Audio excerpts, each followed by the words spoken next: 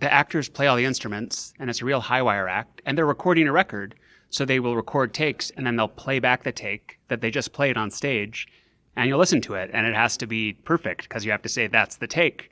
And it's beautiful. Like there's not like a hidden orchestra under the stage. It's like he's playing the guitar and that's what you're hearing. And it's I think people respond to that too. It's just really, really beautiful thing to see.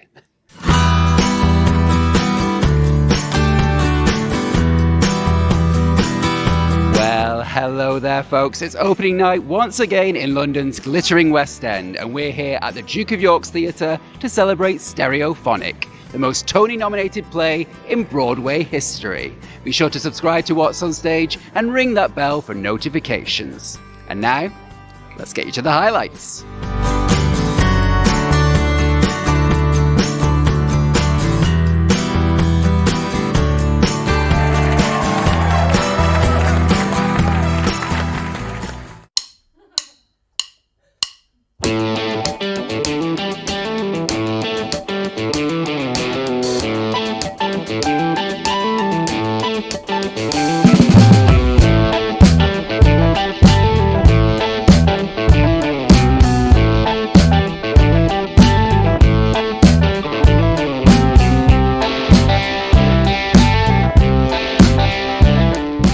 So I have a friend who has a friend who knew Will, and I knew I had an idea for a play, but I didn't have a play yet.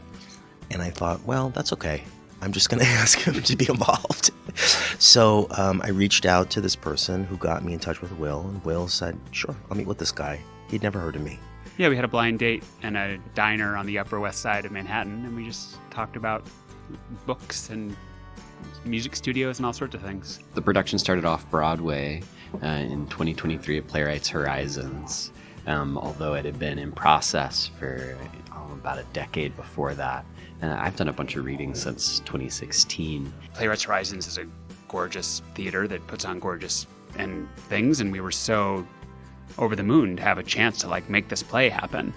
And we opened in the fall of 2023, and it was the hit of this season. It was really wild. And it's a big, really ambitious play, so it wasn't immediately clear that it would work. Would it function? What happens if you build a recording studio on stage? Are these sound elements gonna even really work?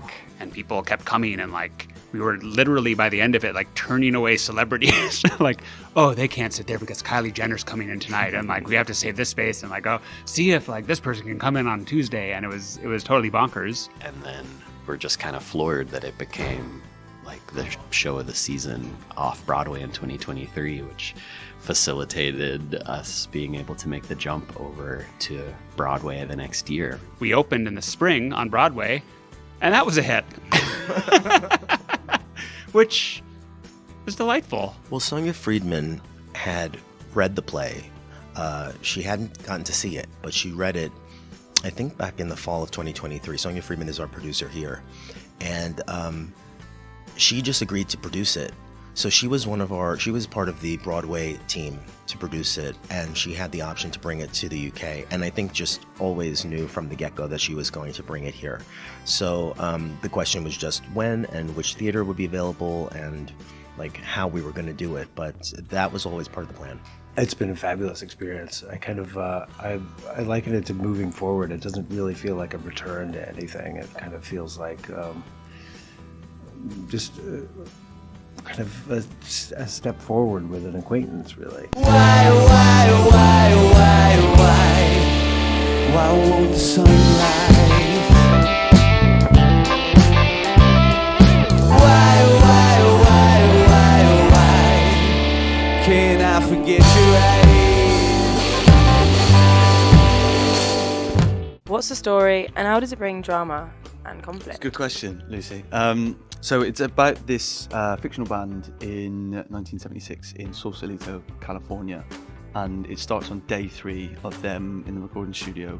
They think they're going to be there for 2 or 3 weeks. It turns out that they're there for a lot longer. So you sort of sit back and watch 7 creative people from the 70s all smashing off each other and explosions happen. Then at some point, their first album, which they recorded a year ago, suddenly blows up, and it rockets them to superstardom.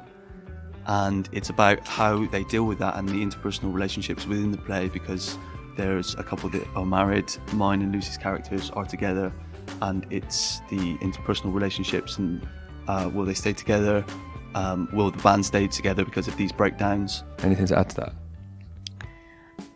There's love, there's fury, And drugs. alcohol, and music. Yeah, they're all things that add a lot of petrol to the fire, as you can imagine. So Stereophonic is a play with music. It's not a musical. And so there's music in it, but it functions very differently. It's very much a play. And the recording studio on stage is real. It's a real recording studio. It really functions.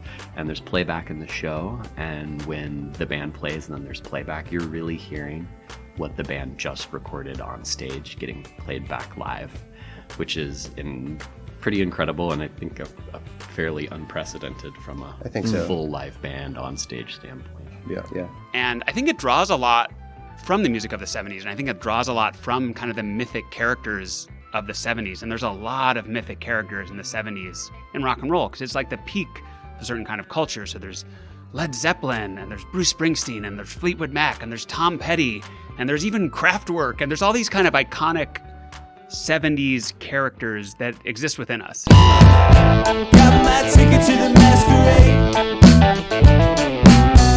Sold his soul and the money paid. Road is long and thin, road is full of silver, so grab my gun and I'm on my way. Do we feel like we've become a real band? I think, yeah, definitely. I do, yeah.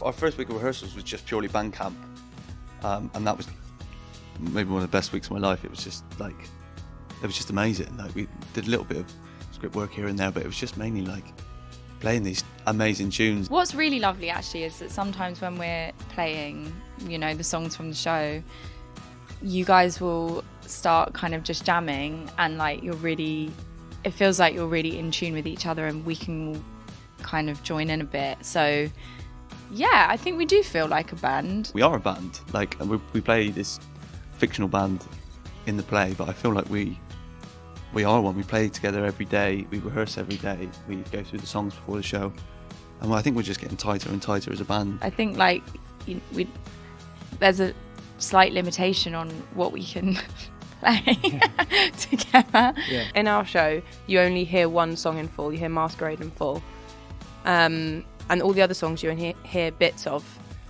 But we have played all those songs in full, and as well as other ones. Sometimes you guys just jam and just do little bits. We learnt a song together, and we also wrote a song for us, which is referenced in the show. And that's pretty fun for us to play together. That's like pretty special. That's really special. It's amazing.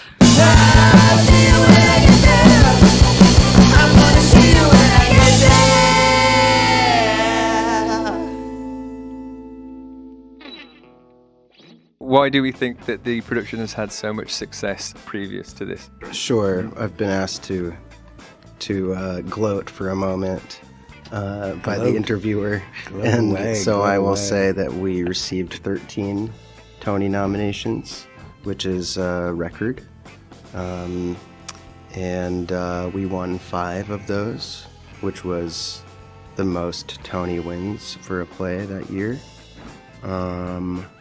Or maybe the most Tony wins of any production. Let's just say that. Let's just say that, even if it's not true. Like ever. Yeah. No, it's not ever. No, ever. No, but it's not. I think ever. Anyway. I think it's really unique, and I think people can connect to it in a way that they might not have had that sort of experience watching another, maybe more traditional sort of show. It's a complete labour of love. People clearly were pretty obsessed with this story.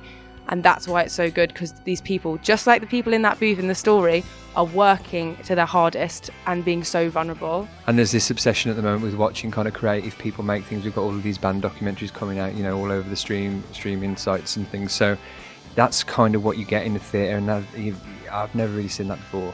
Stereophonic is scheduled to play a limited run here at the Duke of York's Theatre until the 11th of October 2025. As always, you can leave your thoughts about the show in the comments section down below. But please, for the love of all your favourite bands from the 70s, keep it kind, and I'll see you next time for What's on Stage.